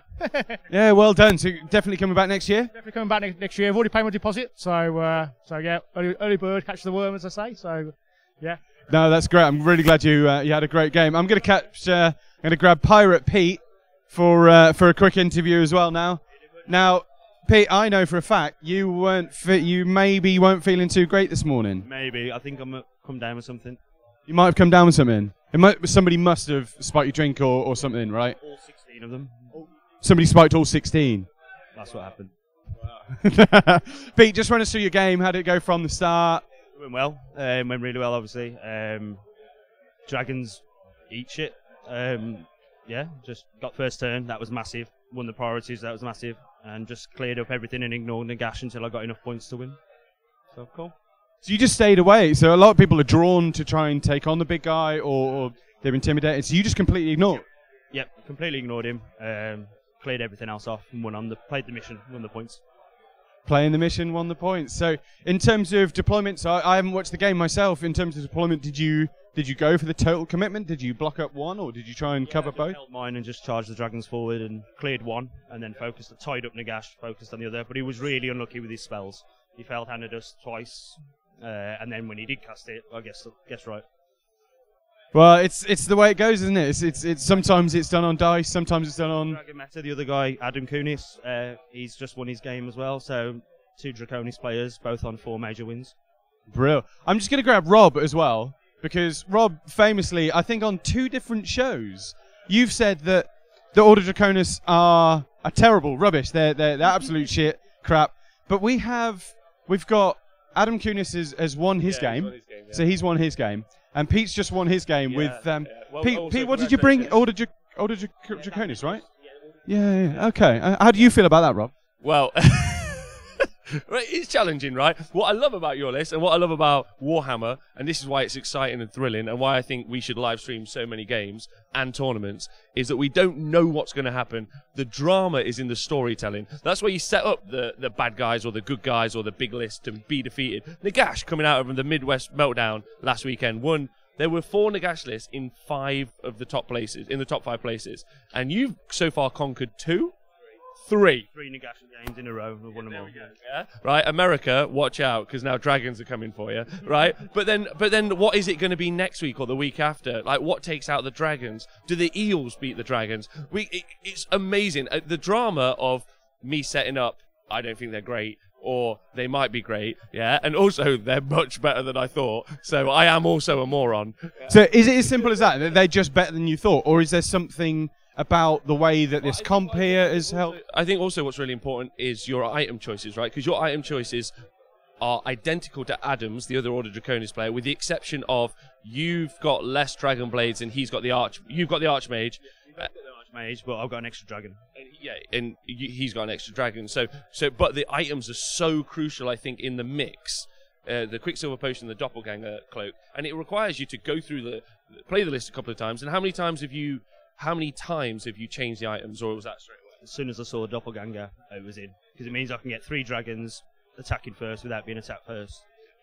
Yeah, so now, Pete, I've heard a little rumour from Adam himself. He's told me that he wrote your list, and he's looking forward to playing against you because he's got the same list but better. It's what this. He hasn't got enough dragons. He hasn't got enough dragons. No, I've got more dragons. I'll win. I really hope the draw works in the favour of the fans, because it would be great to see 2 Order Draconis facing off on the top table. That would be fantastic. Pete, thank you very much. Cheers. Right, I've got a little bit of update for you as well from the rest of the table. So on table 4, I'm being battered again. Yeah. So table 4, Tony Moore versus Adam Kunis. Adam's got this one nailed already. He's all over it. That's pretty much finished. Thanks, Rob. Been told to really take my time. That game ended an hour and 10 minutes, probably earlier than it should have done. Nigel Bartlett versus Dan Ford. That game has finished. I've seen Nigel walk around. When I left them last, it was 8-2 to Dan. Nigel just won the turn 2 roll-off. We knew at that point if he'd have lost that roll-off, it definitely was completely finished for Nigel. So I'm guessing it's now gone on to just being done. Gary versus Ian, we've talked about that one. We got Bala Zafar versus Luke Whitehead. That was Luke completely spread out. Bala completely committed, total commitment, completely committed to 1 point. Luke surged forward with a couple of his units, has captured those points. So Luke is 7-1 up so far. You get 1 point for the objective in your deployment zone, 3 for the enemy. So Luke's done a great job of that. It's definitely not all over because Baz is moving his eels across the board now to try and smash face. Table 7, Ben Saba versus Tom Parry. Tom with his Stormcast. I feel like it's going to go the way of Ben. They're meeting in the middle. They're having a bit of a clash of the titans in the middle at the moment. But Ben has got the models. He's got a big clear space on one side. All he needs is his next turn. He's just going to move his witch elves up, capture a point. That'll be pretty much done. Table 8, Speckles versus Mark Wildman. Mark completely committed. He's really surged forward. He may have overstretched though. It looks like he's left it very open, and Speckles may be able to just sweep over him and take him down. We've also got the result of Andy Hughes versus Craig Carlton. I'm going to grab Andy now. Actually, he's floating around. And Andy, how are we doing? Yeah. So you've just finished your game. Tell us how it went from the start. So it went very quickly. 2 turns. I won the first turn. Redeployed Dreadwood right in front of his army, then proceeded to kill 30 Zangors, wounded all his heroes and killed 20 Acolytes. I think that's what they are. Then he went back, killed Alariel in his phase, and then I won the priority and then tabled him. Just completely decimated him. I was stood at your table while you were just kind of finishing up, and you did the roll off anyway, even though all he had was a Lord of Change with 2 wounds left. So Craig took the first turn, meant you could move the endless spells. Yeah. Did a mortal wound, right? Just the one. Needed 2 to kill the Lord of Change, and rolled a 2, so only one wound. So we played it out. He tried to cast some spells to kill my prime, but I stopped them, and then he gave me the game. Then yeah, that was it. So it looked like it was. You looked like you were dominating from the start. In all honesty, it looked like Craig was on the road. He knew his army wasn't really spec'd up to go against an army like yours, and I think you knew that as well. The way you committed and just pushed forward. Yeah. So he deployed in a small bundle, and my army does lots of mortal wounds if you're in a small area. So I just sort of was. Yeah. Because your Dreadwood Wargrave. So we saw it on stream. First game. Was it first game? Maybe second game. We saw it yesterday. Third game. So of course, yeah. So we had it was quite a long game. I spoke to Sedge earlier. Mm-hmm. I asked him about his game, how he just went. Yep. Said how did it go? Because it's obviously gone quite quickly. Mm-hmm. And apparently there was no slow play going on there. It's absolutely fine. But he was against Jack Armstrong, so I think Jack was maybe pushing him a bit forward. But so your next one then, you're going in with almost a clean sheet, but you've got a lot of kill points, right? Yeah, nearly. That'll put. What's that? 1990, 1990, 2000, and 880. So. Bro, yeah. Pretty high up there. So yeah, so even though you've lost one, you could still be in chance for a podium, right? Yeah, that's the hope. Maybe 3rd. That would be great. And I know that we've got at least 2, maybe 3 where they've won all the games. So yeah, we'll have to see. So final game, there's still loads to play for. You're going to be playing against somebody who's won all the games. But are you confident? Yeah, get the right opponent. Who knows? Brilliant. Good luck. Good luck, Andy. Cheers, mate. And then moving on then, so in table 10 we've got Rich Arnold versus Stephen Curtis, and that one, it is all done. Steve has got that one. Sorry, no, Steve has lost that one. The Fire Slayers are everywhere. Steve's got, I think he's got one zombie dragon left and a couple of other insignificant models, and that's all we've got. I'm gonna grab Rob and pull him back over. So game's all done. Game's all done. Just spoken to Andy. He's confident he's just going to smash it last game. He's hoping to get a podium. Who do you think of everybody? Because a lot of the games are wrapping up now. Final top table. Who do you think there's going to be, and who do you think is going to take it? I think it's going to be Jack, realistically. But so some interesting things. Gary with the eels. You're just talking all offensive units, and then beyond that, you're talking utility. So when you're talking offensive units, the dragons, like we've seen in the game before, and their ability to just absolutely delete things is vital. And also their mobility. It's kind of like the way Iron Jaws play. So what they do is they just run forward on the first turn, and they pin you in your deployment zone. So you've got two choices, right? You fight them in your deployment zone, which you're like, yes, that's favourable to me. I'm fighting them and I'm beating them. But actually, they're fighting on your objectives, and you're not even scaring their objectives. So they're winning. Yeah. Did the sound go? Oh, okay. And that's how those big offensive units work, like the dragons and like the eels that Gary's running. So these just fly over. So high mobility, which is always my favourite thing. It's everyone's favourite thing, and they hit. The way to defend against that is to have a really strong counter attack. Yeah. So like a lot of people talk about this in the way it works, but it makes sense. I'm sorry, that was a terrible sentence. But I think we're all used to it. Yeah. I hope so. So what you're looking to build a really strong castle wall. So a bit like the Seraphon army I ran a couple of weeks ago at the Heats. So I use skinks, yeah, because I want you to attack them and retreat. And this is only a lesson I've learned from playing Nathan. You put something that they'll hit, and then you can counter charge. So that gets you their turn for a round of combat. And also big shout out to Angos for subscribing. That's cool of you. That's useful. So you get to fight in their combat phase as well, and then your turn. But you still need to clear them off the objective. What I love about Jack's army, so Jack Armstrong with Stormcast, especially with all the new units, is what he does is he leaves the units he wants to counterattack with off the board. Yeah, so he can now decide and you're hitting an incredibly tough wall, and then he can drop behind you onto your objectives and threaten you. So now you have to decide, can you punch through that wall onto your opponent's objectives, or do you now have to run back to yours? And that's the threat that Stormcast pose. Yeah. So in the last game, if you were watching, the Dragon Blades were sat on some objectives, but they will get their ass handed to them by some of those Stormcast units, right? So what you're looking at is high mobility units that can charge forward and absolutely either pin you in or delete you. And then to stop that, you've got very unique armies like Stormcast who are able to go and then threaten your objectives and can make really good castle walls. So you've got to really plan for this in the future. But right now, no one planned for anything. Yeah, we're in the early days of Age of Sigmar. People thought we're going to see a lot of Nagashes. Yeah, we might see new Stormcast, and we've only seen really the one played by Jack.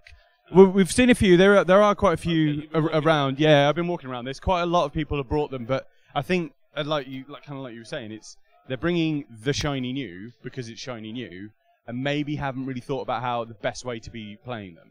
Yeah. So there's lots of small units of Sequitors, where actually Jack's brought an enormous unit, a 20-man unit, and he's buffing them up as much as he can each turn. He's using Empower on them, and you know he's just making them as unkillable, but also as scary, so that people are drawn to them.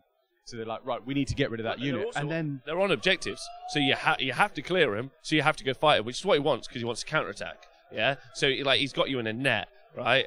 Which is kind of how grots work. You've got 60 grots, and you go, right. Well, they quite literally get you in a net, though.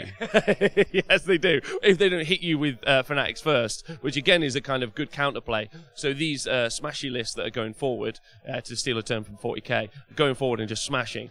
Grot fanatics also do a really good job on that, because all they'll do is stop that charge return and block, and then the other units come in and punch. It's fascinating because what's really interesting about Warhammer that some people miss sometimes is the metagame.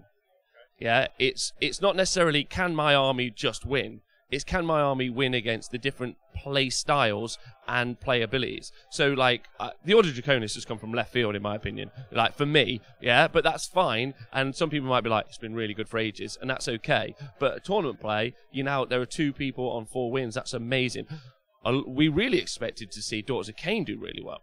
Yeah. Yeah. So why have we? There's a lot of people have brought Daughters of Cain. I think there's.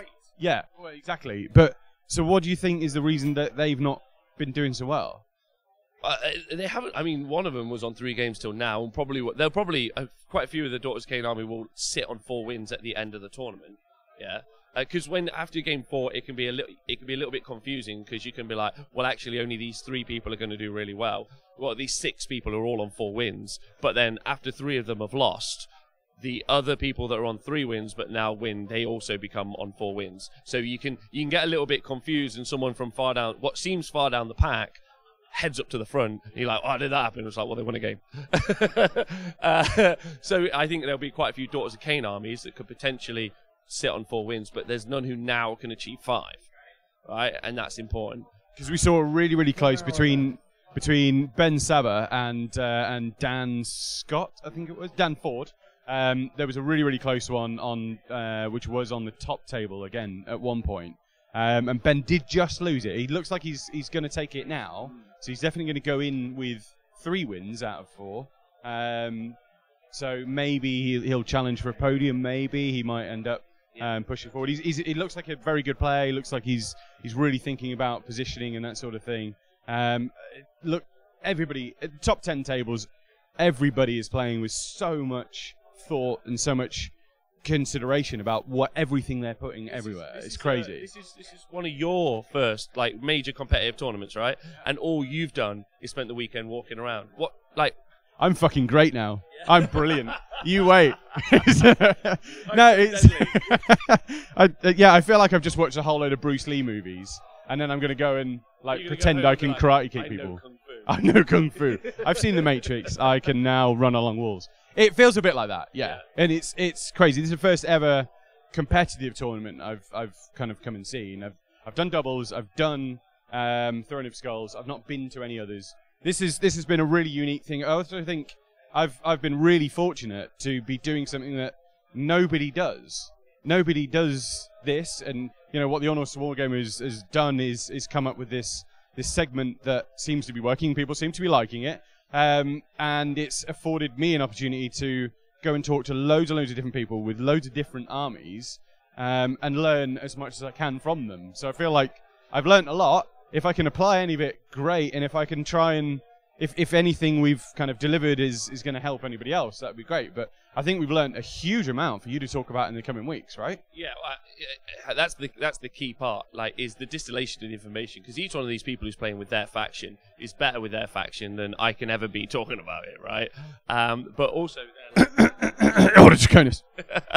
Yes, the Order Draconis are good, but also Bone Splitters were on 3 wins up until now. 2 different people were with Bone Splitters, and that's also quite left field as well.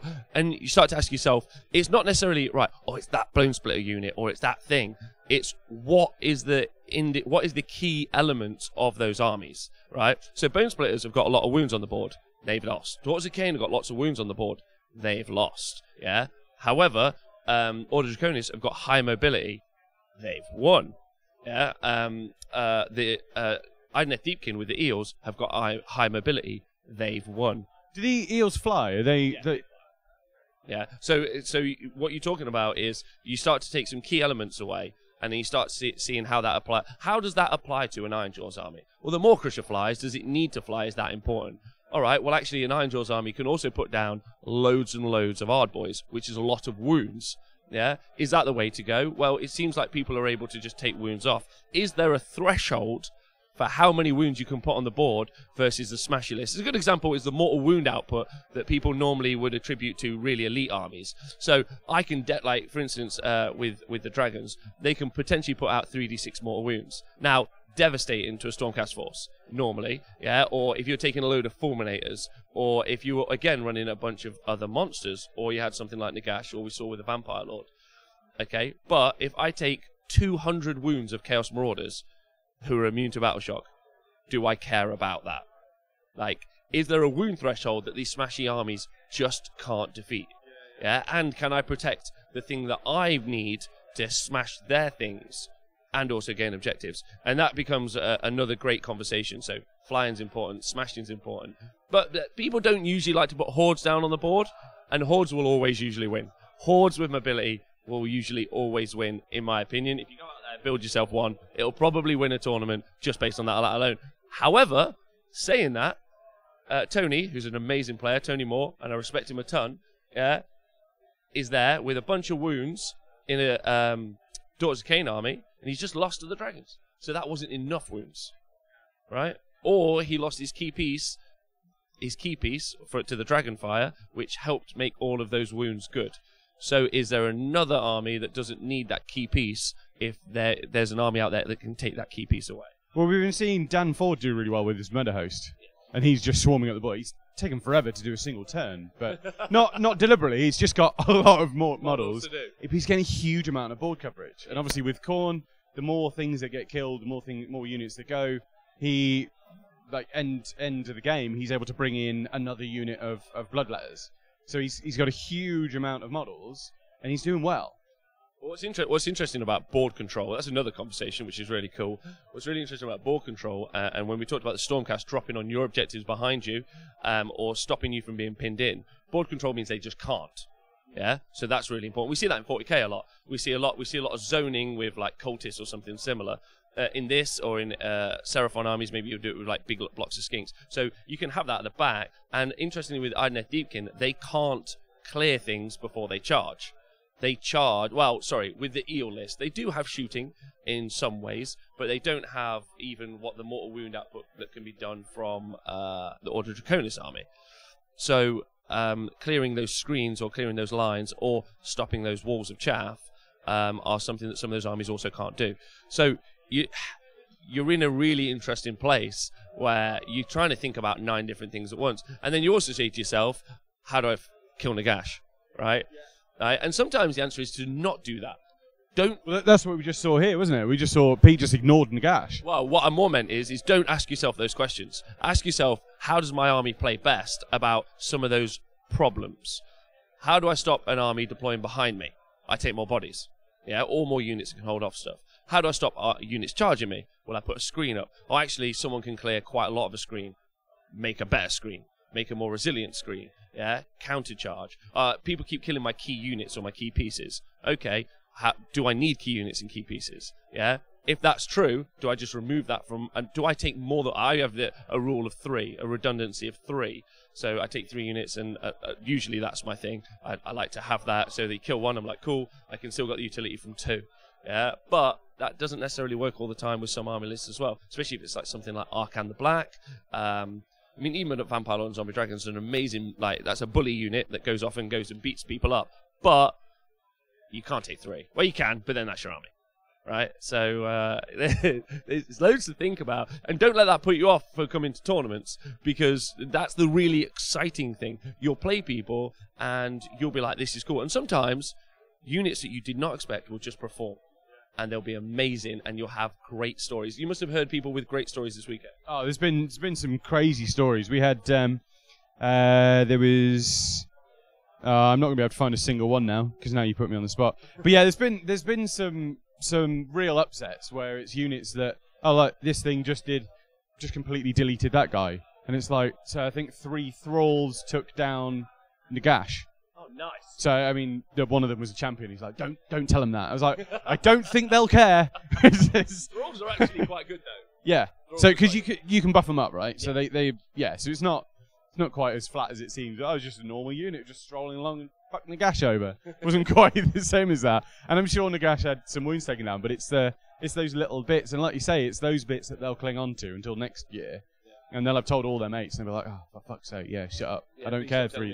We all know. My favourite story from the weekend that I heard, which was amazing, was they were playing the better part of Valor. So it's 3 objectives in your deployment, 3 objectives in their deployment, and you can burn them. So one chap was playing the other chap, and his opponent burned all 3 objectives. Yeah, I'm sure you've told this story already, but I'm going to tell it again because it's amazing. His opponent burned all 3 objectives, and ran forward and wasn't at the other guy's objectives and was like, I'm coming for your objectives. I've got 3 points. You can't get me. And then that guy went, all right, I burn all my objectives. Now only one of us gets a minor victory. Yeah. And I was like, that is the most stone cold move in the world. Yeah. The other guy must have been like, what the hell? Like, do you not want to try and hold on for what? Like, whereas we saw Ben Sava hold on to one objective for 5 turns and only lost it on a dice roll. So, like, the way people play, you're like, you've got super aggressive army, super aggro. You're going forward, you're going to smash. I burn all my objectives, I'm going to come and take yours. And the guy's like, oh, you want a major victory? I'll play you in that game, motherfucker. No major victory for you. You don't win a tournament. Yeah, right? And it's that level of spite, yeah, that level of amazingness that, like, the tournament goers just get to do to each other. And they turn around to his mate, he's like, he really wanted to win, so I burnt my objectives. Yeah, fuck that guy, right? And that's like, isn't that like boxing where you go psych out your opponent? Isn't that like chess grandmasters where they're psyching out their opponents? Isn't that like everything? It's tactical mind warfare in sport. This is a sport. There's 100 people here. Yeah, it's fucking. There's definitely 100 athletic-looking chaps here. Definitely. God, they're so strong. Yeah, they've been working on strength, inner core power. Their fatigue is 0. Yeah, these men can do complicated maths for 9 hours a day. Yeah, and then do it the next day. One of them can beat some top-tier competitive lists on 9 pints. How smart must that guy be? I know. He must be really, really clever. Jonathan is just floating around doing some dancing, so we're just going to pull him in as well. Come and join the chat. We're just talking about story. You just put something in your mouth. You're chewing on something, right? Yeah, you want one? No, I don't.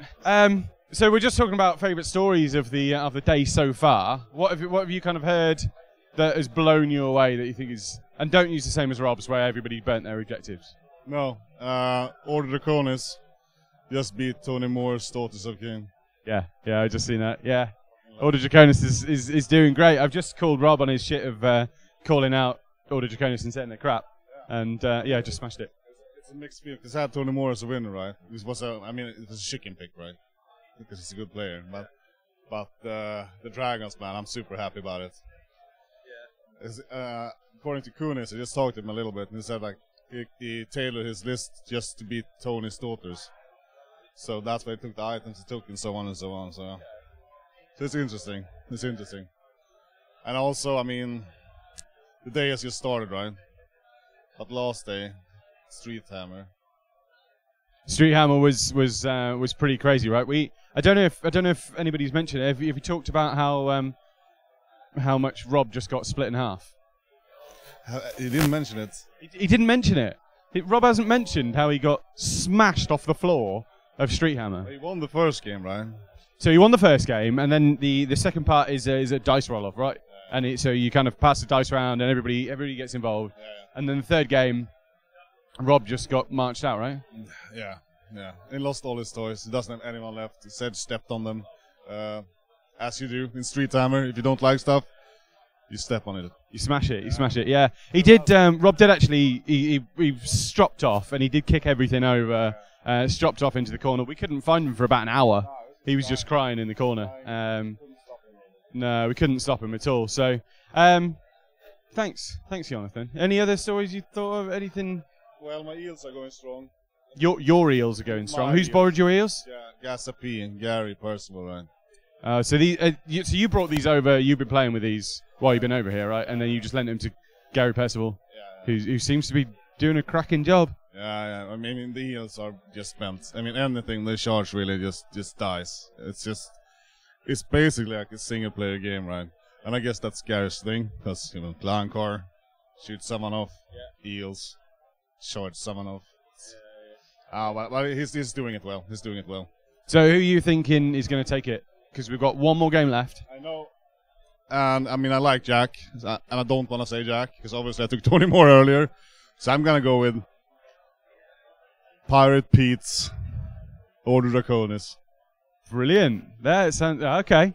I think a lot of us want Order Draconis to win now. He just walked by, so I didn't dare say anything else. Oh yeah. Pirate, he's a bit savage. We saw him wrestling with Player 12 last night, and it was a bit crazy. Donald's playing Player 12 now, and I gave Donald the advice, like, don't look him in the eyes. don't look him in the eyes. It might go off. It's a ticking. Does anybody actually know who Player 12 is?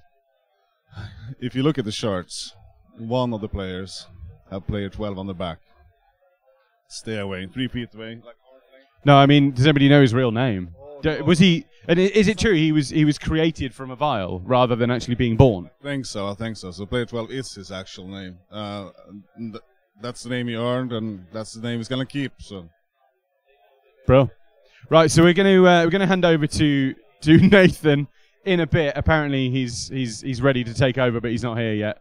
So we're gonna fill for a bit. We're just gonna talk crap. Nathan, so, you see his outfit yesterday?